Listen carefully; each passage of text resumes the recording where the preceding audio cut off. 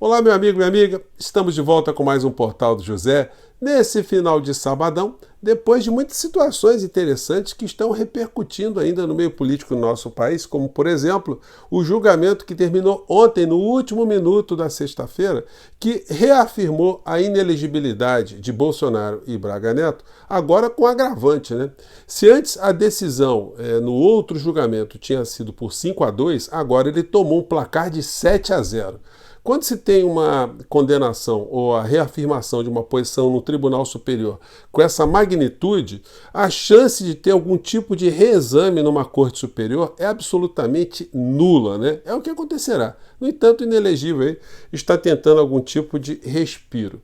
Os seus filhos continuam aí a fazer negócios e cada vez mais tentam costurar alianças com a extrema-direita no planeta para ver se consegue dar algum tipo de respiro ao papai. Bom, a coisa que fica como pano de fundo no meio dessa história é que essas articulações só se prestarão a uma coisa, a um pedido futuro de asilo da figura quando ele for definitivamente condenado para passar uma boa temporada na cadeia.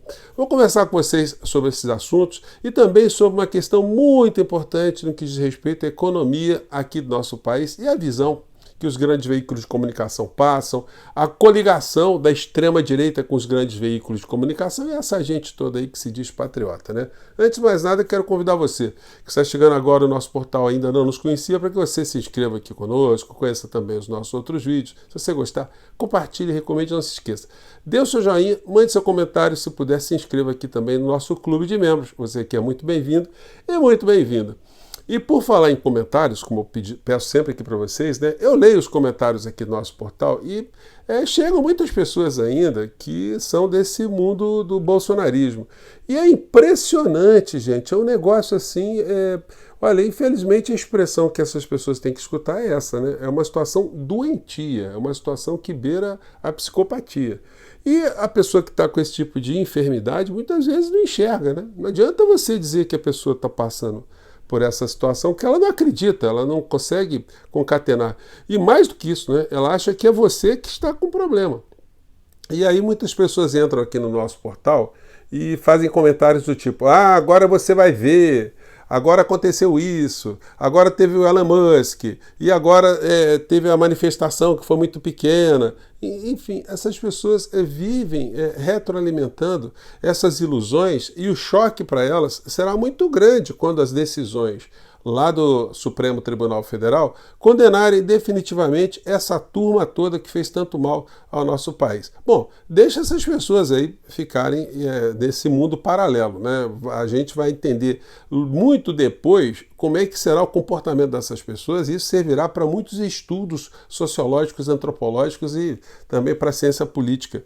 Não só no Brasil, né, mas em outras partes do mundo.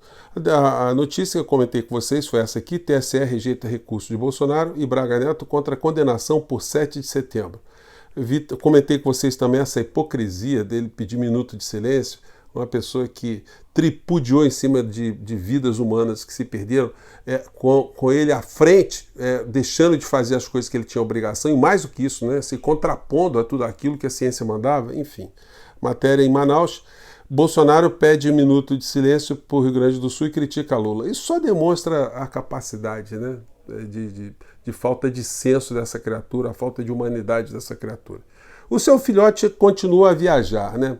Gente, é um negócio complicado, né, demais, porque se o Dudu Bananinha, que é uma pessoa endinheirada, como os irmãos, como o clã, se ele viajasse com dinheiro próprio, se ele fizesse isso por devoção, se ele fizesse isso com uma militância, né, uma coisa, enfim, desprendida, sem nenhum tipo de utilização, nenhum tipo de aproveitamento do dinheiro do povo brasileiro, bom, a gente poderia considerar, mas não é o caso, né? A pilantragem viaja e o tempo todo debita. É só viajar, só tirar onda, passear para um lado para o outro, trabalhar que é bom, não trabalham jamais, enfim, e está aí circulando pelo mundo. Agora publicou esse texto aqui no Twitter dele. Confirmado no CEPAC, Brasil, Eduardo Verasteg, produtor e ator de Sounds of Freedom. Oportunidade para assinarmos carta compromisso de combate ao tráfico de crianças e adolescentes. Queria saber quando é que foi que o Dudu Bananinha se dedicou a essa questão na vida dele? Qual é a expertise, qual é o conhecimento que ele tem? E qual é o tipo de sentimento humano, se é que a gente pode chamar alguma pessoa desse clã de pessoa humana, né? Qual é a preocupação de fato, né? Enfim, o que a gente sabe é aquelas patifarias da Damares, etc, etc, etc. Aí, olha só que coisa fofa, né? Ele coloca aqui o currículo do cidadão aqui. Nascido no México e criado em uma família católica, José Eduardo Verasteg Córdoba é um ator, cantor e ativista de direita. Ele ficou conhecido por fazer parte da banda Cairo e depois seguir com uma carreira solo na música. Um tempo depois, Eduardo apareceu em telenovelas e filmes como Chasing Papi, Bella e Little Boy 2015. Putz, gente, é um negócio pavoroso, né? Ele faz a propaganda aqui desse CEPAC aqui, que é sempre mais uma situação caça-níquel, né? Para botar um dinheirinho no bolso. Então, é isso que restou para essas pessoas todas. Bom, e aí queria entrar com vocês agora num aspecto importante que é a economia.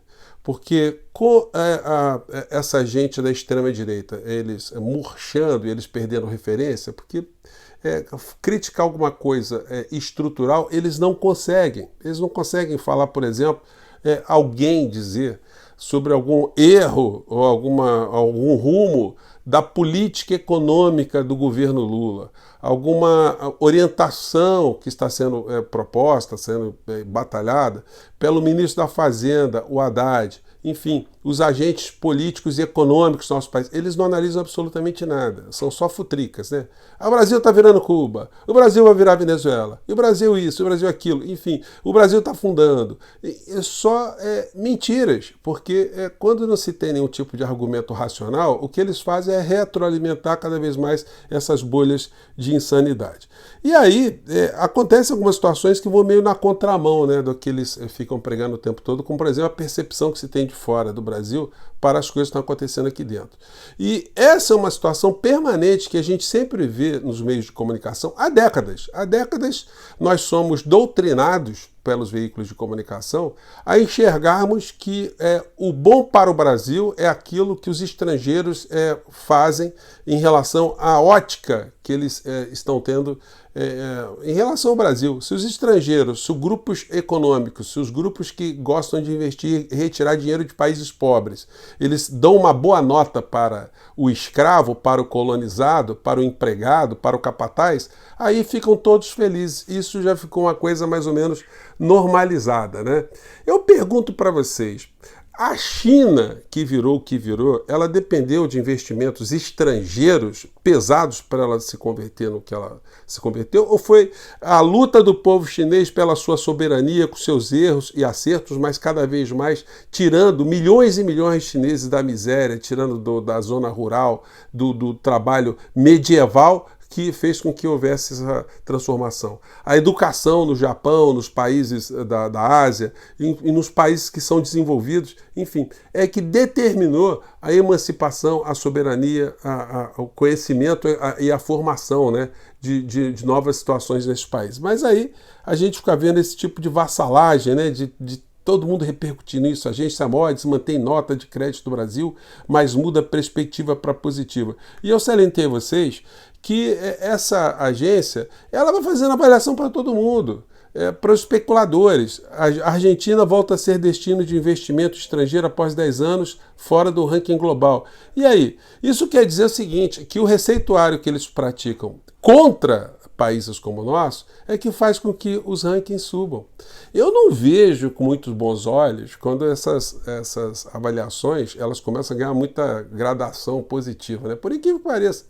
Porque isso significa que o Brasil, que o nosso país está se amoldando à ótica deles. Ou seja, ao Estado mínimo, à privatização, a desinvestimentos, como eles gostam de usar a expressão, né? Retirada de dinheiro das áreas sociais, o carreamento de recursos para pagamento de juros, para ciranda financeira. Então, é um negócio complicado. Eu acho que essa é uma discussão que precisa ser refeita no Brasil, pelos setores econômicos, pelos agentes econômicos, pelos políticos do nosso país, pelas pessoas que se preocupam de fato com o Brasil emancipado, um Brasil soberano.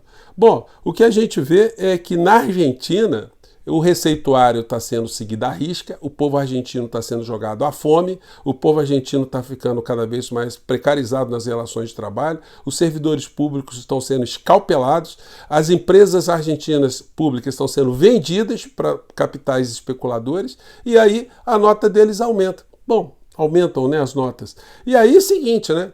A nota do Brasil vai aumentando porque isso aqui, ó, nenhum tipo de solavanco em relação ao roubo que nós tivemos no Brasil. A privatização da Petrobras, da Eletrobras, da forma escandalosa que se deu, a reforma da Previdência que se deu durante uma pandemia, uma série de fatiamentos que a Petrobras sofreu durante também a pandemia, a redução de direitos sociais. Cada vez mais investimentos sociais foram diminuídos nos últimos anos de Temer e Bolsonaro, enfim. Mas aí o figurino fica legal, né? E aí a privatização da Sabesp sofreu uma interrupção por uma decisão liminar que suspendeu a votação na Câmara de São Paulo, que foi feita também a toque de caixa. Aí é o seguinte, gente, qual é a possibilidade de essa decisão ser mantida? Olha, os tribunais, de um modo em geral, eles votam sempre a favor do grande capital.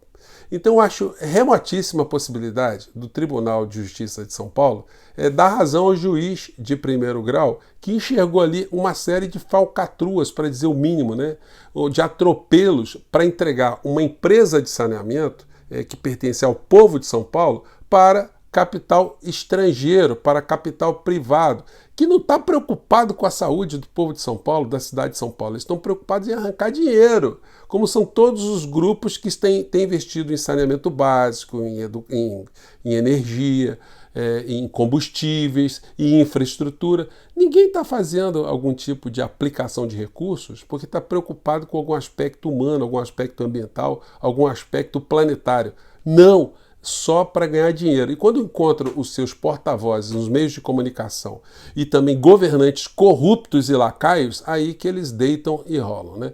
Bom, fica aí o nosso papo de hoje para salientar, né, que agora vocês vão ver vários outros canais também discutindo questões concretas. Fato esse que estava sendo muito complicado ao tempo que os insanos estavam pautando o dia a dia aqui no jornalismo em nosso país, né? Gente, eu fico por aqui mais uma vez.